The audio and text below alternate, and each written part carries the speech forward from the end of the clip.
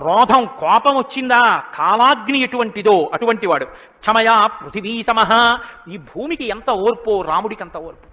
నిద్రలేస్తూనే భూమిని తంతాం, భరిస్తుంది. మలమూత్రాలు భూమి మీద విసర్జిస్తాం, భరిస్తుంది. ఉమ్మి భూమి మీద వేస్తాం, ఊరుకుంటుంది.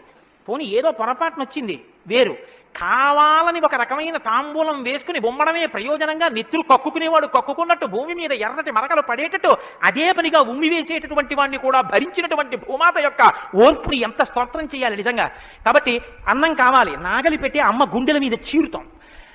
ఇల్లు కట్టుకోవాలి, శంకుస్థాపన పేరుతో గుణపాలు పెట్టి అమ్మ గుండెల మీద గుచ్చుతాం. ఆఖరికి ఇంత సంపాదించి ఇంత కీర్తి తెచ్చి మా నాన్నగారు, మా బాబాయ్ గారు, మా మేనమావ, మా ఆయన ఇన్ని బంధుత్వాలు పెట్టుకున్న వాళ్ళు ఆ ఊపిరి ఆగిపోగానే తీసుకెళ్లి బయట చిరిగిపోయిన బొంతో చాపో వేసి పడుకోబెట్టి కొత్త చాప తెచ్చి 4 కర్రలకేసి తాడేసి కట్టి తీసుకెళ్లిపోతుంటే ఆఖరణ పుచ్చుకునేది ఈ తల్లి ఒక్కతే. ఎవరు ఇంట్లో ఒక్క రాత్రి కూడా ఉంచుకోరు. యావత్ పవనో నివసతి దేహే తావత్ పృచ్చతి కుశలంగేహే గతవతి వాయౌ దేహాపాయే భార్యా బిభ్యతి తస్మిన్ కాయే అంటారు శంకర భగవత్పాదులు. అటువంటి ఈ తల్లిది ఎంత ఓర్పో, ఎన్ని అపచారం చేసినా కూడా కడుపులో పెట్టుకునేటటువంటి అమ్మ స్వరూపమైనటువంటి భూమికి ఎంత ఓర్పు ఉందో అంత ఓర్పు కలిగిన వాడయ్యా రామచంద్రమూర్తి. కాబట్టి ధనదేన సమస్యాగే సత్యే ధర్మ ఇవాపరః, కుబేరుడు ఎంతటి ధనవంతుడో అంతటి మహానుభావుడు, అటువంటి త్యాగం ఉన్నవాడు. సత్యే ధర్మ ఇవాపరః, సత్యము ధర్మము ఒకదాన్నొకటి ఎలా కాపాడుకుని రక్షించుకుంటాయో అలా రక్షించి కాపాడగలిగినటువంటి వాడు. తమేవం గుణ సంపన్నం రామం సత్యపరాక్రమం, ఇన్ని గుణములు కలిగినటువంటి రామచంద్రమూర్తి సాక్షాత్తుగా సత్యపరాక్రముడైనటువంటి వ్యక్తి. ఆయన పరాక్రమం సత్యమే పరాక్రమముగా కలిగినటువంటి వాడు. అటువంటి వాడు రామచంద్రమూర్తిని ఆ రాముని యొక్క కథని సంక్షేపంగా చెప్పారు. సంక్షేపంగా అంటే వివరంగా కాదు, బాగా గుర్తుపెట్టుకోండి. వివరంగా చెప్పలేదు, కేవలం ఏదో విహంగ వీక్షణం అంటారు చూసారా, ఒక్కసారి స్థాళీపులాక న్యాయంగా ఒకసారి అలా చెప్పేశారు. అది ఎంత తేలిగ్గా చెప్పేశారంటే సజగామ వనం వీర ప్రతిజ్ఞామనుపాలయన్ పితుర్వచన నిర్దేశాత్ కైకయ్యా ప్రియకారణాత్ అంటూ. కానీ సంక్షేప రామాయణ శ్లోకాలండి, అవి నిజంగా మంత్రాలే. దశరథ మహారాజు గారు లేక సంతానం కలగలేదని బెంగపెట్టుకుని అశ్వమేధయాగం చేసి తత్పాపాన్ని పోగొట్టుకుని పుత్రకామేష్టి చేస్తే యజ్ఞపురుషుడు ఆవిర్భవించి ప్రసాదాన్ని ఇస్తే ఆ పాయసాన్ని అనురూపలైనటువంటి తన భార్యలు స్వీకరిస్తే పెద్ద భార్య అయినటువంటి కౌసల్యాదేవి యొక్క గర్భాన్ని జనించినటువంటి సాక్షాత్తు విష్ణుస్వరూపుడైన ధర్మాత్ముడైన రామచంద్రమూర్తి పినతల్లి అయిన కైకమ్మ 14 సంవత్సరములు అరణ్యవాసం చేసి రాజ్యాభిషేకాన్ని విడిచిపెట్టుకోవాలి రామచంద్రమూర్తిని 2 వరములు రాత్రికి రాత్రి దశరథ మహారాజు గారిని అడ్డుపెట్టి నిగ్రహిస్తే తండ్రిని సత్యవాక్యమునందు నిలబెట్టడం కోసమని రామచంద్రమూర్తి రాజ్యాన్ని పరిత్యజించి నారవస్త్రాలు కట్టుకుని చెప్పులు కూడా విడిచిపెట్టి మహానుభావుడు అరణ్యానికి బయలుదేరి వెళ్ళిపోతున్నారు. ఆ వెళ్ళిపోతున్నటువంటి సమయంలో రామస్య దయితా భార్యా నిత్యం ప్రాణ సమాహిత జనకస్య కులే జాతా దేవమాయేవ నిర్మిత సర్వలక్షణ సంపన్నా నారీణాం ఉత్తమావధూః సీతాప్యనుగత రామం శిశిలం రోహిణీ యథా. సాక్షాత్తుగా దేవమాయయే లోకంలో ఉన్న సౌందర్యమంతా రాశీభూతమై ఒక స్త్రీ రూపంలో వచ్చిందా అన్నంతగా కనపడేటటువంటి సీతమ్మ తల్లి, జనక మహారాజు గారి యొక్క పుత్రి, అయోనిజ అయినటువంటి తల్లి, స్త్రీలలో ఉత్తమమైనటువంటి రత్నంగా చెప్పబడినటువంటి తల్లి, సర్వలక్షణ సంపన్న అయినటువంటి సీతమ్మ చంద్రుణ్ణి రోహిణి ఎలా అనుసరిస్తుందో అలా కష్టసుఖాల్లో నీతో కలిసి ఉంటాను తప్ప నేను అంతఃపురంలో ఉండను అని చెప్పి రామచంద్రమూర్తితో కలిసి అరణ్యవాసానికి బయలుదేరింది. సోదరుడైనటువంటి లక్ష్మణుడు కూడా రామచంద్రమూర్తితో బయలుదేరాడు. ముగ్గురు అరణ్యవాసం చేస్తున్నటువంటి సమయంలో చిత్రకూట పర్వతం మీద ఉండగా తనకి రాజ్యం కావాలని భరతుడు కోరకపోయినా తల్లి వరం చేత రాజ్యాన్ని పొందడానికి అర్హుడైన భరతుడు మేనమామ గారి ఇంటి నుంచి తిరిగి వచ్చేసరికి దశరథ మహారాజు గారు ప్రాణాలు విడిచిపెడితే నాకు ఈ రాజ్యం వద్దని భరతుడు శత్రుఘ్నుడితో వశిష్ఠుడితో తల్లులతో కలిసి చిత్రకూట పర్వతం దగ్గరికి వెళ్ళి అన్నా రామా నాకొద్దు, ఈ రాజ్యం నువ్వే తీసేసుకోమని ఎంత నిగ్రహించినా ధర్మాత్ముడు సత్యవాక్య పరిపాలకుడైనటువంటి రామచంద్రమూర్తి నా తండ్రిని సత్యంలో నిలబెట్టడం కోసం నేను ఈ వనవాసానికి వచ్చాను తప్ప నాకు ఈ రాజ్యం అక్కర్లేదని స్వీకరించడం మానేసి తన పాదుకలను తీసుకెళ్లి భరతుడికి ఇస్తే భరతుడు పాదుకలను పట్టుకుని నందిగ్రామానికి వచ్చి సింహాసనం మీద పెట్టి రాజ్యం చేస్తుంటే మహానుభావుడు చిత్రకూట పర్వతం మీదే ఉన్నట్టయితే వచ్చినటువంటి తల్లులు సోదరులైనటువంటి భరత శత్రుఘ్నులు జ్ఞాపకానికి వస్తారని చిత్రకూటాన్ని విడిచిపెట్టి దండకారణ్యంలో ప్రవేశించి ఉన్నటువంటి సమయంలో అక్కడ ఉన్నటువంటి రాక్షసులలో ఒకటి అయినటువంటి శూర్పణక వచ్చి రామచంద్రమూర్తి యొక్క తమ్ముడైన లక్ష్మణుడు లేదా సంక్షేప రామాయణం ప్రకారం రాముడిటే లక్ష్మణుడు చేసిన పని రాముడు చేసినట్టే. అందుకని రాముడి చేత ముకుచెవులు కోయబడితే ఆ శూర్పణక చేత ప్రేరేపింపబడిన కరదూషణాదులు త్రిశిరస్సు అనేటటువంటి 14,000 మంది రాక్షసులు రాముడి మీద దండెత్తి వస్తే తృణప్రాయంగా 14,000 మందిని నిగ్రహించినటువంటి రామచంద్రమూర్తి యొక్క పరాక్రమాన్ని శూర్పణక వల్ల తెలుసుకున్నటువంటి రావణాసురుడు అసూయతో సీతమ్మ తల్లి మీద మోహంతో సీతమ్మ తల్లిని అపహరించి తీసుకుని వెళ్ళిపోతే ఆగ్రహించినటువంటి రామచంద్రమూర్తి శబరిని దర్శనం చేసి తర్వాతి కాలంలో సుగ్రీవుడితో స్నేహం చేసి వారిని నిగ్రహించి దశ దిశలకి వానరుల్ని పంపిస్తే దక్షిణ దిక్కుకు వెళ్ళినటువంటి హనుమ సీతమ్మ తల్లి యొక్క జాడ కనిపెట్టి 100 యోజనముల సముద్రాన్ని దాటి ఈవలి ఒడ్డుకు వచ్చి రామచంద్రమూర్తికి సీతమ్మ క్షేమవార్త చెప్తే రామచంద్రమూర్తి నీలుని యొక్క సహకారంతో సముద్రానికి సేతువు కట్టి సముద్రాన్ని దాటి ఆవలి ఒడ్డుకు వెళ్లి లంకారాజ్యంలో వానర సహకారంతో రావణ కుంభకర్ణాది వీరులను నిగ్రహించి తిరిగి మళ్లీ అయోధ్య పట్టణానికి వచ్చి పట్టాభిషిక్తుడై 11,000 సంవత్సరములు ఈ రాజ్యాన్ని పరిపాలన చేసి రామరాజ్యం ఇలా ఉంటుంది అని చెప్పి లోకానికి చాటి చెప్పిన వాడయ్యా రామచంద్రమూర్తి అంటే సంక్షేప రామాయణాన్ని కథారూపంగా శ్లోకరూపంగా నారద మహర్షి వాల్మీకి మహర్షిగా ఉపదేశం చేశారు. ఉపదేశం చేస్తే సంతోషించారు. ఆ రామరాజ్యం యొక్క గొప్పతనాన్ని 4 శ్లోకాలు వినకపోతే మనం దోషం చేసిన వాళ్ళం అవుతాం.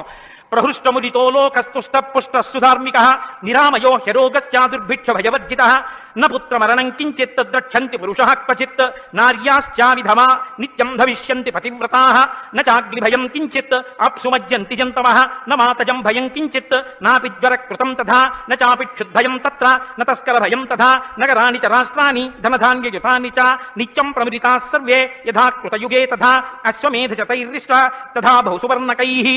రామచంద్రమూర్తి రాజ్యం చేసేటటువంటి కాలంలో కొడుకులు మరణిస్తే పెద్దవాళ్ళైనటువంటి వాళ్ళు పిల్లలకి ప్రేతకార్యం చేయడం అన్నది లేదు. స్త్రీలు విధవలై భర్త మరణిస్తే జీవించవలసినటువంటి దౌర్భాగ్యం లేదు. అందరూ పసుపు కుంకాలతో భర్త చేతుల మీద వెళ్ళిపోయేవారు.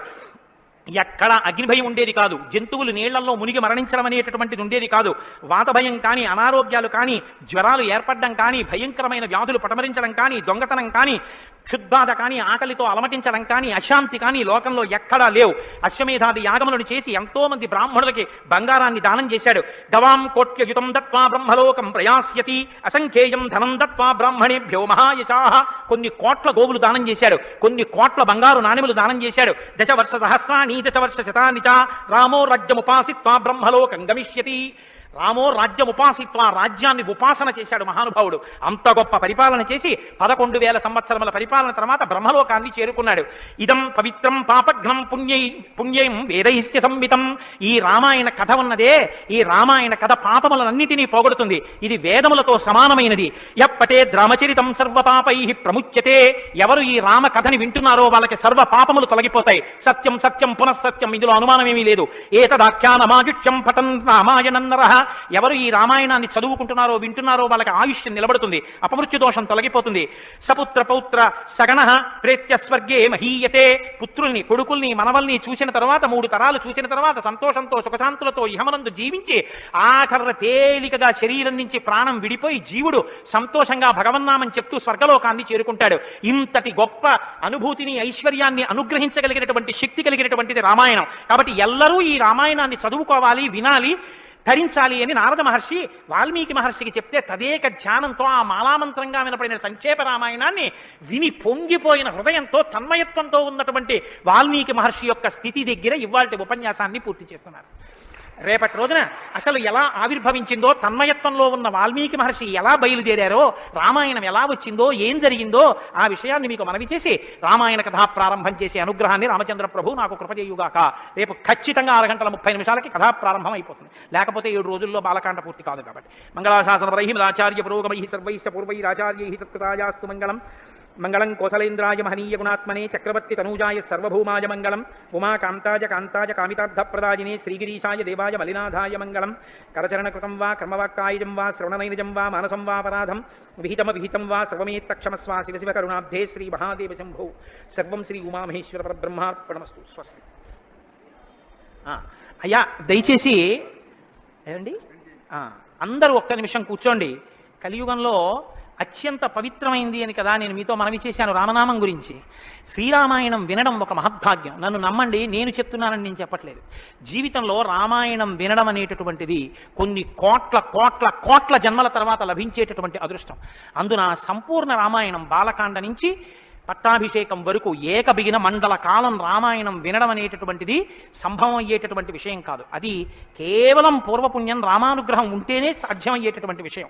అటువంటి రామ కథ విన్న తర్వాత మనం కేవలం లేచి వెళ్ళిపోవడం వల్ల ప్రయోజనం కన్నా రామనామాన్ని చెప్పి వెడితే చాలా బాగుంటుంది. రామనామం కేవలం రామ అనడం కన్నా పెద్దలు మనకు ఒక మార్గాన్ని ఇచ్చారు. రామ రామ రామ అని 3 మాటలంటే ఆ రోజున వాళ్ళు విష్ణు సహస్రం చెప్పిన ఫలితం. అది ఇంట్లో అంటేనే అంత ఫలితం ఇస్తే ఒక దేవాలయ ప్రాంగణంలో, అది జగద్గురు పీఠ ప్రాంగణంలో ఎంత శక్తివంతం ఆలోచించండి. అందుకే రామ రామ రామ 1000 ఎలా అవుతుందని మీకు అనుమానం ఉండొచ్చు. అక్షరాలని అంకెల్లోకి మార్చే సంప్రదాయం ఉంది. రా 2 మా 5, రామ రామ రామ అంటే 2 5 2 × 5 × 2 × 5 × 2 × 5, 2 5 10, 10 2 20, 25 100, 100 200, 205 1000, సహస్రనామ తత్తుల్యం రామనామ వరాననే. కాబట్టి శ్రీరామ రామ రామ అంటే విష్ణు సహస్రం చెప్పి వెళ్ళిపోయినట్టు. కాబట్టి నేను మకుటం అంటూ ఉంటాను. మకుటం మీరందరూ కానీ నేను దానికి వివరణం ఒకటి అంటూ ఉంటాను. మీరు మీ అందరూ కూడా చక్కగాను రామనామము రామనామము రమ్యమైనది రామనామము అని మీరంటారు. ఉండండి ఉండండి, మీ త్వర చాలా గొప్పది. అలా అంటే రామనామము రామనామము రమ్యమైనది రామనామము అలా అన్నప్పుడు 3 మాటలు రామ రామ రామ అంటారు. మీరు ఎన్ని మాటలు అన్నారో అన్ని మాటలు విష్ణు సహస్రం చెప్పింది. పైగా మీరు ఒకటి గుర్తు పెట్టుకోండి, నేను పూర్తి విశ్వాసంతో చెప్తున్నాను. వ్యక్తిగత అనుభవాలు వేదికల మీద చెప్పడం నాకు ఇష్టం ఉండదు. శ్రీరామాయణం జరగడానికి అందరికన్నా ముందే స్వామి హనుమ వస్తారు. అందుకే రామాయణం చెప్పేటప్పుడు హనుమ కోసం ఒక ఆసనం వేస్తారు. ప్రచ్ఛన్న రూపంలో వచ్చి కూర్చుంటారు. అదిగో ఆ ఆసనం, అది రామచంద్రమూర్తి పాదాల దగ్గర ఖాళీగా ఉంచిన ఆసనం ఎవరికంటే హనుమ కొరకు. దాని మీద వారు కూర్చుంటారు. అందుకే పుష్పాలంకారంతో శోభింపచేస్తారు. ఆయనకి ఆ పూలహారం వేశాను. రామనామం చెప్తుంటే ఆయన ఇలా చూస్తూ ఎవరా రామనామం చెప్తున్నారో పొంగిపోతారు. రాముడు హనుమ ప్రీతి పొందేస్తారు. ఎంత అసలు సీతమ్మ పరవశించిపోతుంది. నేను మీకు ఇప్పుడే చెప్పాను, వాక్కు ఉన్నది ఒక్క మనుష్య జన్మకి, అది మన భాగ్య విశేషం చెప్పగలను. రోజు అలాని మీతో నేనేం గంట సేపు చెప్పించను. ఒక్క 11 పర్యాయాలు అందులో నాకు ఏది అనిపించాలనిపిస్తే అవి అనిపిస్తుంటాను. నేను వివరణతో కూడిన మాట అంటాను, మీరు రామనామము రామనామము రమ్యమైనది రామనామము. నేను గొప్పకి చెప్పట్లేదు, మీతో మాట మనవి చేస్తా. నేను అయ్యప్ప స్వామి దేవాలయంలో సంపూర్ణ రామాయణ ప్రవచనం చేసిన రోజుల్లో ఇది అనిపించేవాళ్ళం. రామాయణం అయిపోయిన తర్వాత రామాయణం సీడీలు ప్రపంచవ్యాప్తంగా అన్ని దేశాలకి వెళ్ళాయి. అయితే అమెరికా నుంచి నాకు ఫోన్లు వచ్చాయి, గురుగారు ఒక్కసారి వినండి అని. వాళ్ళు ప్రతిరోజు రామాయణం వినేటప్పుడు ఖాళీ కుర్చీ వేసి టేప్ రికార్డర్ పెట్టి 6:25 అవుతుంటే కోటేశ్వరరావు ఉపన్యాసానికి వస్తున్నారని భావన చేసుకుని వాళ్ళు టేప్ రికార్డర్ ఆన్ చేసి ఉపన్యాసం వినేసి నేను చెప్తుంటే వాళ్ళు రామనామం చెప్తూ అమెరికాలో వాళ్ళందరూ కలిసి పట్టాభిషేకానికి ఊరేగింపుగా ఉపన్యాసంలో ఎలా చెప్పానో అలా వెళ్ళి పట్టాభిషేకం చేస్తూ వాళ్ళు ఫోన్లో నాకు వినిపించారు. ఎందుకని అంటే నేను సముద్రం దాటి రాను అన్నాను. అందుకని నేను వెళ్ళలేదు పాపం చూడడానికి. కానీ ప్రపంచంలో ఎన్ని దేశాలలోనో అలా చెప్పుకుని ఎన్ని కోట్ల రామనామం జరిగిందో, ఎన్ని చోట్ల పట్టాభిషేకాలు జరిగాయో. మళ్ళీ ఆనాడు సంపూర్ణ రామాయణం చెప్పించాడు రామచంద్ర ప్రభు. ఈనాడు మళ్ళీ గుంటూరు శారదాపీఠంలో చెప్పగలుగుతున్నాం. కాబట్టి మీ అందరూ కూడా చక్కగా భక్తి శ్రద్ధలతో చెప్పండి. ఒక సంప్రదాయానికి దీన్ని ఆవిష్కరిస్తున్నాం. ఇవాళ మీ అందరికీ కూడా దీన్ని బహుమానం చేస్తారు. మీ అందరూ కూడా చక్కగా ప్రతిరోజు దీన్ని తీసుకొచ్చి రోజు ఇందులోంచి నామాలు చదువుకోవచ్చు. మీ ఇంటి దగ్గర కూడా చదువుకోవచ్చు.